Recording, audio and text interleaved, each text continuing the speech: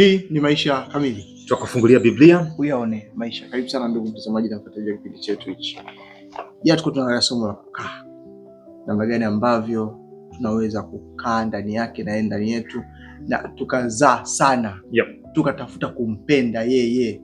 Na tunavyotafuta kumpenda yeye tutajua jinsi gani ya kupendana sisi kwa sisi. Basi siku ya leo tunaangalia utomvu. Kabla hapo tuweze kupata ombi. Amen. Mungu wetu wa mbinguni, asante kwa kudhihirisha pendo lako kwetu, la kutupatia mfano wa sisi kuweza kuishi katika maisha yetu. Amen.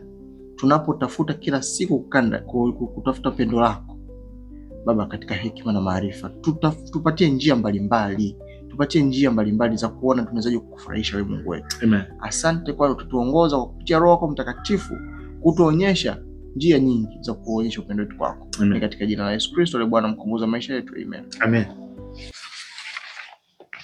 Haya, amba kwenye somo wiki hii kukagua uhalisia, angalia hali yetu kulingana na shahidi mwaminifu, kiwaambia Walaodikia hali yetu mbaya. Hali yetu ni mbaya, lakini akaja na suluhisho. Akatoa ushauri, na kikubwa zaidi anatafuta ushirika, akae ndani yetu na sisi tukae ndani yake, aingie kwetu. Yeye anagonga mlango kila siku. Na sasa jana tukaangalia habari ya shina, tawi ndani ya shina. Lipi linabeba lenzake? Shina linabeba tawi, tawi linakaa ndani ya shina.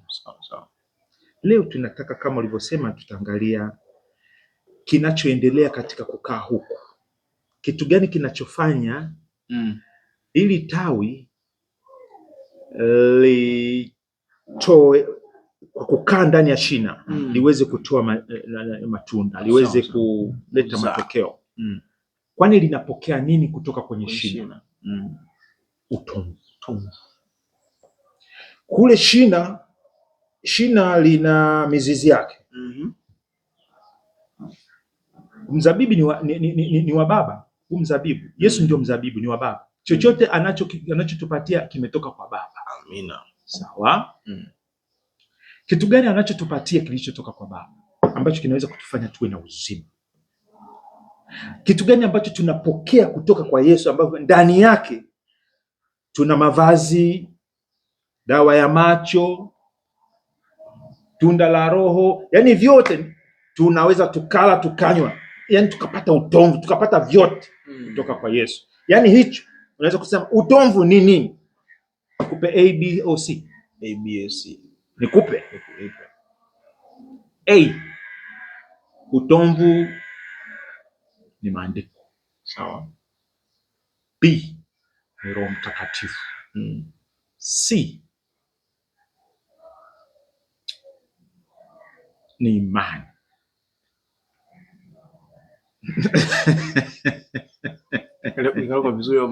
Maandiko, Roho Mtakatifu, imani. Roho Mtakatifu.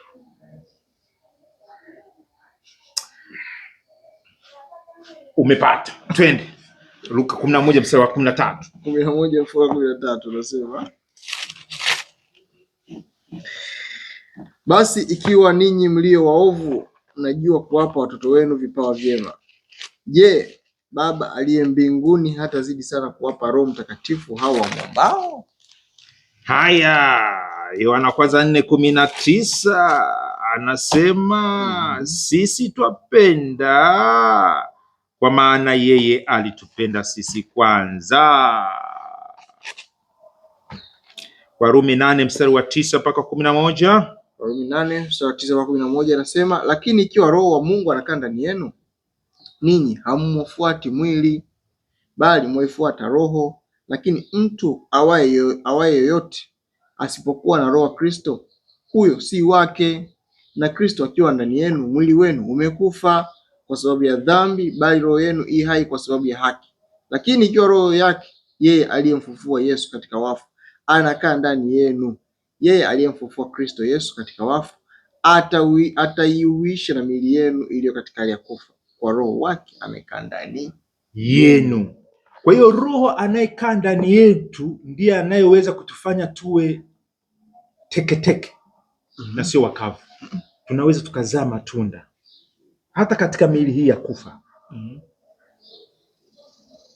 Basi kwenye Roho Mtakatifu unaweza kupata njia ya Kristo na kuzaa matunda ya namna hii. Basi Roho Mtakatifu ni utovu, ndio utomvu wenyewe. Tunajua anatupenda kwa sababu anatupatia zawadi njema. Na alitupenda kwanza, alitupatia Yesu na amekuja ametupatia na Roho Mtakatifu.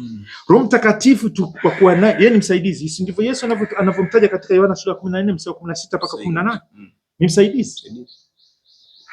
Msaidizi ni mtu yule ambaye yuko pale kututetea, yuko pale kutuwezesha, yuko pale kutubeba. Anatufunulia Yesu.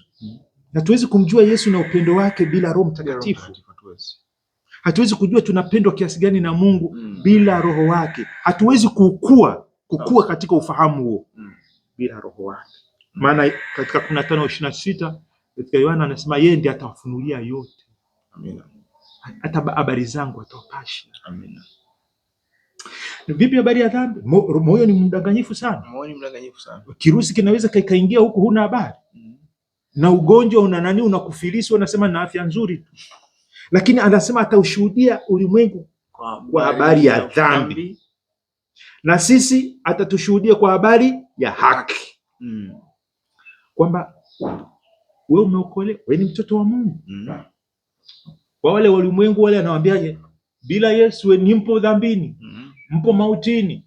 Mwaminini Bwana Yesu, muingie katika haki, muingie katika uzima. Amen. Sasa yote hayo ni kwa Roho Mtakatifu. Huwezi kujua kwamba wewe ni mtoto wa Mungu bila Roho. Hauwezi. Haya,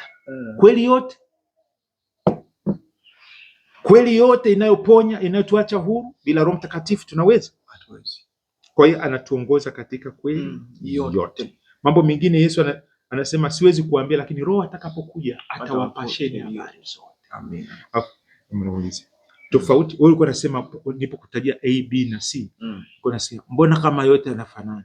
Kidogo nikwambia, yani unaona kweli unaweza kumweka kwenye daraja moja Roho Mtakatifu na maandiko. Yeye ndiye aliyevuvia maandiko. Huwezi kumweka kwenye level moja. Yeye ndiye Mungu. Amina. Katika Roho. Yeye ndiye anayemfahamu mwana wa Mungu vizuri, anayemfahamu Mungu. Yeye ndiye anayeweza kufungua mafumbo ya Mungu. Amina. Wewe mkushi towashi unasoma maandiko na bado unaelewa kinachoendelea bila aliye na Roho kukuelezea. Kwa hiyo Roho Mtakatifu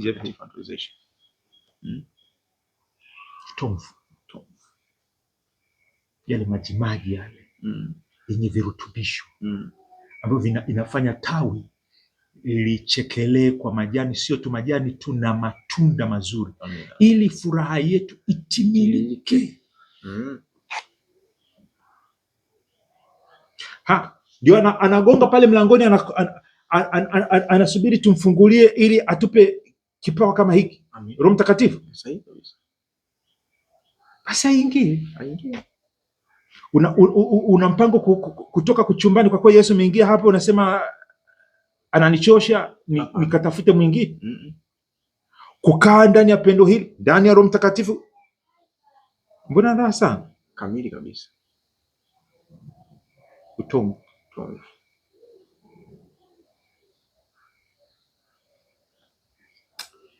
Haya, tunatafuta kukua katika uhusiano na Kristo.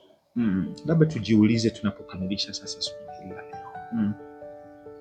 Hivi tunamtazamia Roho Mtakatifu atusaidie nini hasa katika yale mambo ambayo shahidi mwaminifu ametuambia haya hapa, fanyia kazi, uwe na bidii na kutubu. Bila Roho wake hatuwezi kufanya chochote. Tunaweza tukamwalika katika maeneo hayo Roho Mtakatifu. Tunaweza kumwalika. Baba yetu wa mbinguni, tunakushukuru kwa kuwa katika Roho Mtakatifu tuna majibu yote. Kweli yote, haki yote, ujuzi wote, uweza wote. Baba, kwa ajili hiyo, kwa kuwa unatamani kutoa kipawa hiki kwa watoto wako, unatamani kutulisha utomvu kama shina linavyorudisha utomvu kwa matawi. Leo hii mwaga Baba roho wako. Mwaga roho wako Baba. Mtoto wako ambaye amemlilia Roho wako Mtakatifu amfungulie neno, amfungulie Yesu, amfungulie maisha, amfungulie kukujua wewe Baba. Mwaga roho wako kwake mtoto wako. Asiwe na hamu ya yeyote yule zaidi ya Roho Mtakatifu. Asiwe na kiu ya yeyote yule isipokuwa Roho Mtakatifu. Na wewe kausha kiu hicho. Mwaga roho wako. Mwaga roho wako ili utomvu ujae, ili matunda yajae, ili utukufu ujae kwa jina la Yesu Kristo. Amen. Amina. Asante sana ndugu mtazamaji. Tumeombewa kumwagwa kwa Roho Mtakatifu katika maisha yetu. Tomvu. Siku ya kesho ni siku ya Ijumaa, tunapoenda kujibu maswali. Kwa hiyo niwakaribishe sana ndugu mtazamaji, tunapoenda kujibu maswali hayo na kuhitimisha somo la wiki hii. Mungu akubariki sana. Mimi ni Arnold Rubinza na mimi ni Enos Makalindile. Hapa ni Temboni, Dar es Salaam. Karibu sana. Amen.